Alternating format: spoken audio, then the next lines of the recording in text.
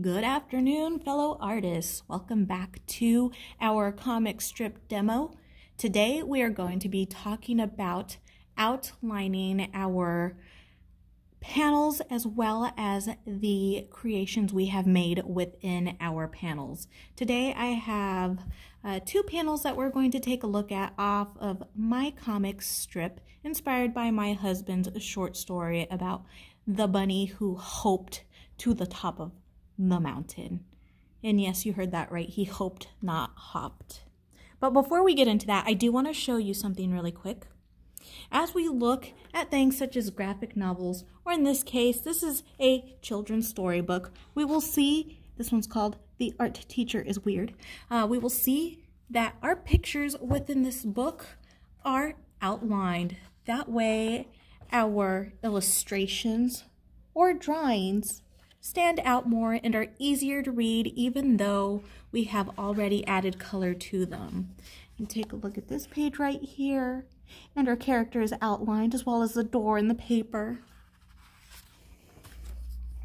Take a look at this page, and the octopus arm and the suit and everything else are basically outlined in order for the reader to be able to clearly understand what is going on in the image within the story. So I'm not going to go through this whole book here, but this was a good example of what outlining is, especially when it comes to illustrations in the art world when we're visually telling a story. Now, for this part of our comic strip and in creating our final copy, we will need a pen. You can use your best ballpoint pen. A gel pen works too. They're a little messy, so you will want to be extra careful. But for this example, I will be using a Sharpie pen here. It's a fine tip. It basically does its job to make some fine lines as well as help me with the words in my comic strip. So what I am going to do first is I'm going to go in and my panels, so every square that I have, I'm going to carefully outline with my fine tip Sharpie pen. And you want to do this carefully because, again, you want to keep those lines nice and neat. If you've ever read a comic or a graphic novel, such as in your age group, it would be something like The Diary of a Wimpy Kid or Smile, anything along that line where there's a story and lots of pictures, you will notice that the panels or the little boxes are going to be outlined. This is so we know how the story is split up visually, especially when our stories have many illustrations to them. Now, as you can see, I go fairly slowly with this. I don't want to have a lot of drips. See how if I take too long to outline, I start having those little areas where the ink kind of smears out. So you definitely want to be careful, and you definitely want to not leave your pen in one area for too long. Otherwise, again, you end up with those spots. It's a pretty tricky thing, but you'll get it down eventually. Just try your best to be as neat as possible. Now, with outlining in our comic book, what you are going to do is first, you're going to make sure that your letters of your comic strip are pretty easy to read. You don't want your letters to be too close together or too small, because when you go in to outline, it will end up either smearing together and looking like a big smudge, or it's going to be just really difficult to read. So again, just make sure, double check that your letters are not too close together. Also, double check to make sure things are spelled correctly, because not only are we artists in this moment, but we are also short story writers. So I'm going to go in here and I'm going to go ahead and trace over my letters as neatly as I possibly can, right? Because most of the times when we read a comic strip, we have those letters that are nice and neat. Right here, he is saying, the turtle's saying, "Hey, how did you get up there?" And the bunny responds, "I hoped."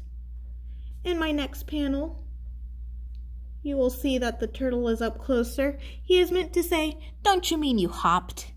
And the bunny responds, "No, I hoped." So those are the first two panels of my comic strip. I will show you what happens when you do get your letters too close together. See right here in this moment, my letters start to bleed together there. That's something you really don't want, simply because it makes your story so much harder to read. So again, make sure you are leaving plenty of space between your letters. Don't make them too small either, otherwise we will not be able to tell what you're trying to say.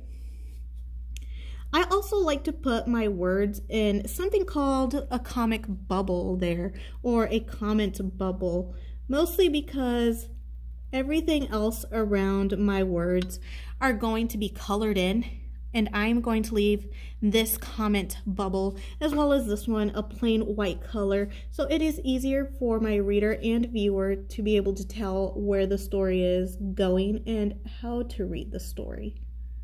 So that is one suggestion I do have for you as well, is to make those comment bubbles around your words so it is easier to see what is going on in the story. Now I'm going to flip over to this little area over here where it's a little more outlined. We have our little turtle saying no. I have my little bunny. He's going to be in all black here because he's pretty far away from the viewer, so he's going to look a little blobbish in this panel or square. In this instance, he would be considered a silhouette since it is just the shadowy outline of my bunny here. And as things are escalating in this comic strip, this bunny is hoping for these really off-the-wall things that are going on. And at this point, he is hoping for an airplane. And in this airplane, I suppose he is hoping for it to take a different turn on its travel plans. So as he is talking about the airplane, the turtle interrupts him down at the bottom and says, "No!" making the bunny change his mind to hope for everything to go back to normal before things get out of hand and crazy out of control. So the moral of the story is that if we have hope, maybe things could become a little more positive. But once we have our panels split up and we have outlined areas in our comic that we want to stand out, the very next thing we're going to do is we are going to start adding color onto our comic panels here.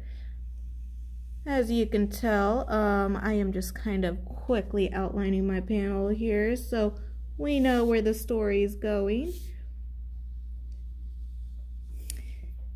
Use a straight edge to make those lines a little neater. I didn't here just for the sake of time.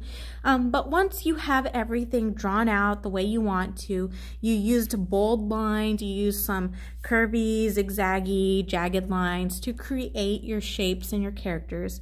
Now is the moment to go in and start coloring in your comic strip. Now, in this instance, my bunny is already black and my turtle is already black. So what I'm going to focus on is the background and maybe even the mountain here. My background is going to be more of a sunset color. So with my colored pencils, I'm going to go in and start coloring, and you can make your colors as bright as you want at this moment in time. That way they're more colorful. I'm going to go in and make sure I don't go over my little word excerpt though. Kind of try to keep that area clean so it's easy to read. A pretty easy concept here. So what we're doing is making our lines dark so we can color them in and make our comic strip a little more interesting to the viewer.